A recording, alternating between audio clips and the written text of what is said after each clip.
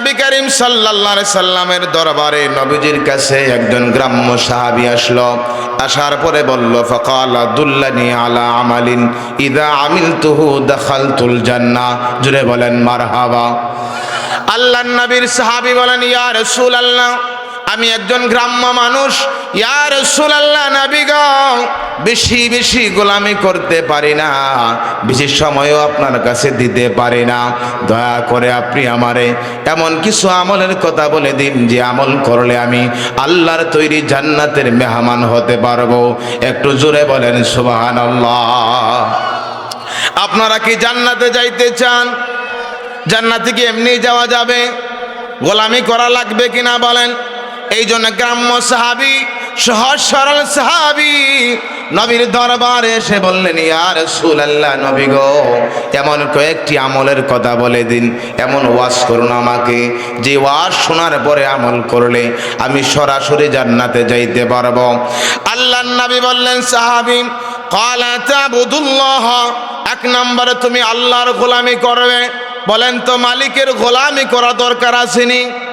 যিনি আমাদের সৃষ্টি করলেন, যিনি আমাদেরকে লালন পালন করেন, যিনি আমাদেরকে রিজিকের ব্যবস্থা করে দিলেন, যিনি আমাদেরকে খাবার দিলেন, না চাইতে যা প্রয়োজন যিনি পুরা করলেন, ওই মালিকের কৃতজ্ঞতা আদায় করে গোলামির দরকার আছে কিনা জোরে বলেন। আল্লাহর ঘরের মসজিদের দিকে চলে যায়, ফজরের নামাজে চলে যায়। আল্লাহর নবী বলেন, গাদা বিরায়াতিল ঈমান, ওই লোকটা যেন ঈমানের ঝান্ডা উড়ায়া উড়ায়া যায়। জোরে কি সুবহানাল্লাহ বলা যাবে? আল্লাহর নবী বলেন, আপনি সারা রাত ঘুমাইছেন, যখন আপনি ফজরের আজান হলো ঘর থেকে বের হয়ে গেলেন, আল্লাহর নবী বলেন, এমন গোলাম আমার, এমন উম্মত আমার, যখন সে ঘর থেকে বের হয় এমন করে যেন বের হয় ইসলামের সবচেয়ে ইমানের ঝান্ডা, যে ইমান থাকলে জান্নাতি, ইমান না থাকলে জাহান্নামী। ঠিক কিনা বলেন? আল্লাহর নবী বলেন, সকালবেলা যেই বান্দা, সকালবেলা যে আল্লাহর গোলাম আল্লাহকে ভয় করে মসজিদের দিকে রওনা দিল, সে যেন ইমানি ঝান্ডা নিয়ে, ইমানি পতাকা নিয়ে বের হলো। জুড়ে বলেন মারহাবা।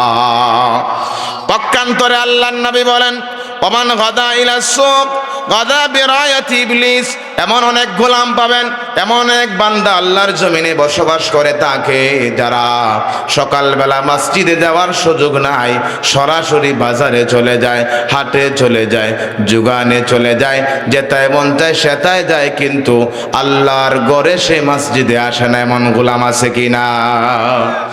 আল্লাহর নবী বলেন, যারা মসজিদে গেল না, বাজারে চলে গেল, হাটে চলে গেল, দোকানে চলে গেল, ওই আল্লাহর গোলাম যেন শয়তানের ঝান্ডা নিয়ে বের হলো। জুড়ে বলেন নাউজুবিল্লাহ। বলেন তো, যারা মুসলমান তারা কি ইমানের পতাকা নিয়ে বের হওয়া দরকার, নাকি শয়তানের পতাকা নিয়ে বের হওয়া দরকার? জুড়ে বলেন। ইমানের পতাকা, যে ইমান থাকলে জান্নাতি, ইমান না থাকলে জাহান্নামী। জুড়ে বলেন ঠিক কিনা? আমার বাবাজিরা, বন্ধুরা, যদি আপনি ফজরের নামাজ জামাতের সঙ্গে পড়েন, আল্লাহর নবী খুশখবরি দিয়েছেন, যারা ফজরের নামাজ জামাতের সঙ্গে আদায় করবে তারা সারা রাত ঘুমাবে, রাত্রিটা ঘুমটা আল্লাহ রাব্বুল আলামিন ইবাদতের খাতায় লিখে দিবেন। জোরে বলেন মারহাবা। আমার বাবাজিরা, বন্ধুরা, সময় একেবারে অল্প, আমি আপনাদেরকে আরেকটা হাদিসে পাক শোনাই। আল্লাহর নবীর একজন গ্রাম্য সাহাবী, অনেকের সঙ্গে যখন আমরা কথা বলি, অনেক সময় মুসলমানেরা আমাদেরকে জবাব দেয়, হুজুর আমরা তো আর আলেম হই নাই, মুহাদ্দিস হই নাই, মুফতি হইতে পারি নাই, কেমন করে গো আমরা বেশি গোলামি করব? অনেক নামাজের নিয়ম কানুন তো আমরা জানি না। এমন একটা সাহাবী, যিনি গ্রাম্য মানুষ ছিলেন। গ্রাম্য মানুষ সহজ সরল হয়, ঠিক কিনা বলে?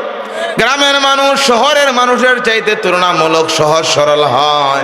আল্লাহর নবীর সাহাবী আবু হুরায়রা হাদিস বর্ণনা করেন, তিনি বলেন, আন নবী হুরায়রা রাদিয়াল্লাহু তাআলা আনহু قال قال رسول الله صلى الله عليه وسلم আতা আরাবিয়ুন নবিয়্যা, একদিন নবী এক নাম্বার বললেন, ক্বালা তা'বুদুল্লাহ, তুমি আল্লাহর গোলামি করবে, ওয়ালা তুশরিকু বিহি শাইআ। আমার সাহাবী আল্লাহর দাসত্ব, আল্লাহর গোলামি করার সময় আল্লাহর গোলামিতে কাউরে শরীক করবে না। বলেন তো আল্লাহর গোলামিতে কাউরে শরীক করা যাবে নাকি? এই জন্য যত গোলামি করেন অল্প আমল করেন, কিন্তু আমলটা নির্ভেজাল হওয়া দরকার আছে কিনা বলেন? এই জন্য আল্লাহর নবী অন্য হাদিসে বলছেন, ক্বালান নবী সাল্লাল্লাহু আলাইহি ওয়াসাল্লাম আখলিস দীনাকা ইয়াকফিকাল আমালুল কলিল। আল্লাহর নবী বলেন, উম্মত আমার, অল্প আমল নাজাতের জন্য যথেষ্ট হবে। তোমার ঈমানকে খাঁটি করো, ঈমানকে দুরুস্ত করো, আমলের মধ্যে অহংকার বাদ দাও। আমল করবা, গোলামি করবো একমাত্র লিওয়াজহিল্লাহ। জোরে বলেন আল্লাহর জন্য, জোরে বলেন ঠিক কিনা? আমার বাবাজিরা, বন্ধুরা, আল্লাহর নবীর সাহাবীকে নবীজি বললেন, সাহাবী, গোলামি করবা, দাসত্ব করবা একমাত্র আল্লাহর। আল্লাহর গোলামি করতে যায়া মালিকের গোলামিতে কাউরে শরীক করবা না। ওয়া তুকিমুস সালাতাল মাকতুবা। এক নাম্বার সাহাবী, তুমি আল্লাহকে ভয় করে ওয়াক্ত মতো নামাজ আদায় করবা। ফজরের নামাজ ফজরের সময় পড়বা, জোহরের নামাজ জোহরের সময়, আসরের নামাজ আসরের সময়। ওয়াক্তের একটা সময় আছে কিনা বলেন? অনেক মানুষ এমন দেখবেন, জোহরের আজান মসজিদের মিনারা হয়ে গেছে, তিনার আর খাস শেষ হয় না। কাজ করতে করতে আসরের সময় আসিয়া জোহর আর আসর একসঙ্গে নামাজ শুরু করে। আসেনি এমন মুসলমান? জুড়ে বলেন, এটা কি মুসলমানের কাজ নাকি? আমার বাবাজির, এই জন্য রাসূল বললেন, সাহাবী, এক নম্বরে তুমি ওয়াক্ত মতো নামাজ আদায় করবা, দেরি করা যাবে না।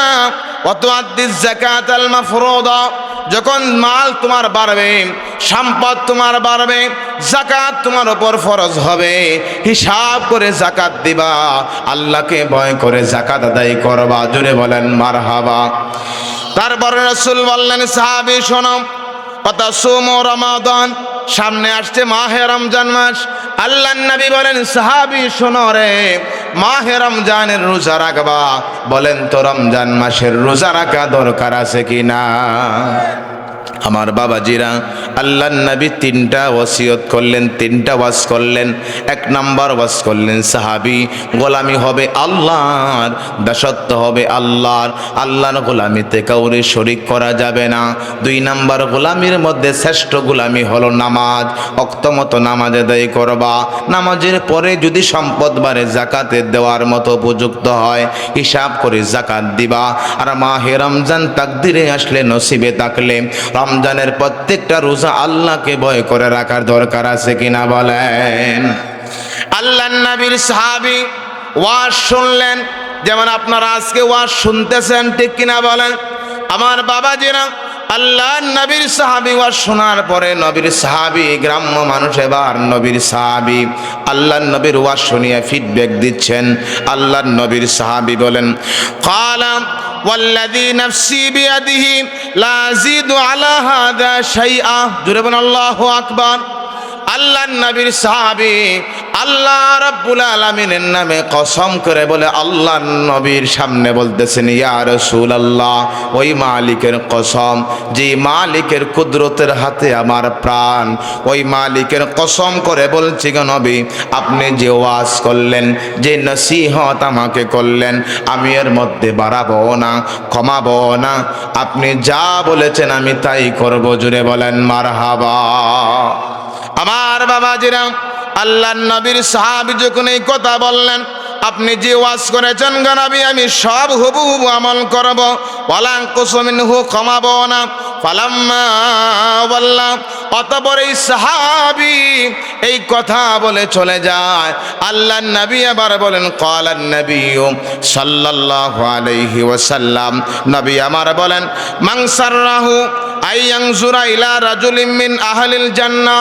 রে আমার সাহাবীরা, দুনিয়ায় যারা জান্নাতি মানুষ দেখতে চাও, জান্নাতি মানুষ দেখতে চাও, ফালিয়ানজুরু ইলা হাযা, আমার গ্রাম্য এই সাহাবীর দিকে তাকাও।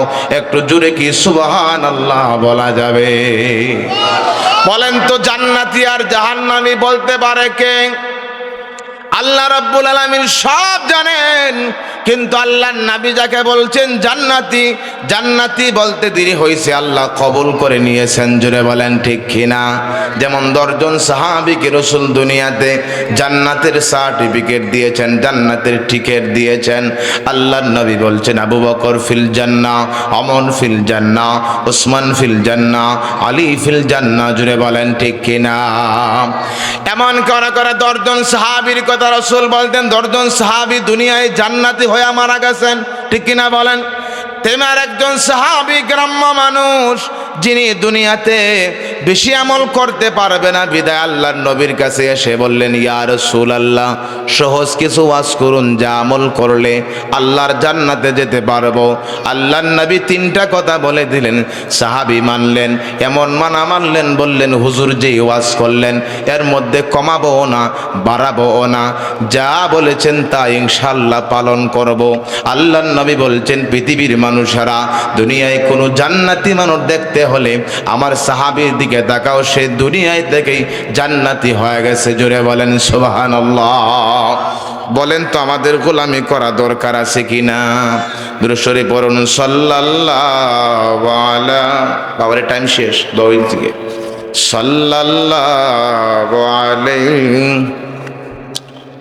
আল্লাহ সুবহানাহু ওয়া তাআলা যেন যেই সামান্য সময় যেই কথাগুলো বললাম, মালিক যেন আমাকে প্রথম তারপরে আপনাদের সকলকে আমল করার তৌফিক দেন। আমরা সকলে পড়ি আমিন, আল্লাহুম্মা আমিন। আলহামদুলিল্লাহি রাব্বিল আলামিন ওয়াল আকিবাতু লিল মুত্তাকিন ওয়াস সালাতু ওয়াস সালামু আলা শারাফিল আমবিয়া ওয়াল মুরসালিন ওয়া আলা আলিহি ওয়া আসহাবিহি ওয়া আহলি বাইতিহি আজমাইন। ربنا آتنا في الدنيا حسنة وفي الآخرة حسنة وقنا عذاب النار رب ارحمهما كما ربياني صغيرا اللهم إنك عفو تحب العفو فاعف عني اللهم بارك لنا في رجب وشعبان وبلغنا رمضان رب كريم الله আজকে দাখিল মাদ্রাসার এই প্রোগ্রাম রে কবুল করেন। দেশ এবং প্রবাস থেকে যারা সাহায্য সহযোগিতা করলেন, দান খায়রাত করলেন, প্রত্যেকের দান খায়রাত রে কবুল করেন। বিশেষ করে রুস্তমপুরের মাটির নিচে যারা ঘুমায় প্রত্যেকরে মাফ করে দিন। জালাল শাফের মাটির নিচে যারা ঘুমাইল প্রত্যেকরে মাফ করে দিন। রব্বুল আলামিন আশেপাশে যারা অন্ধকার কবরে ঘুমাচ্ছেন প্রত্যেকরে মাফ করুন। আমাদের জীবনটারে আপনি সুন্দর করে দিন। ওলামায়ে কেরাম যাদেরকে দাওয়াত করা হলো প্রত্যেককে সহি সালামতে উপস্থিত হওয়ার তৌফিক দান করুন। রব্বুল আলামিন সকলকে আপনি মনিবের হাওলা করে দিলাম। আমি নিজেও আপনার হাওলা হয়ে গেলাম। আমাদের উভয়ের জন্য হাফেজার জাবিন হয়ে যাও। রব্বানা তাকাব্বাল মিন্না বিওসিলাতিল মুস্তাফা লা ইলাহা ইল্লাল্লাহু মুহাম্মাদুর রাসূলুল্লাহ।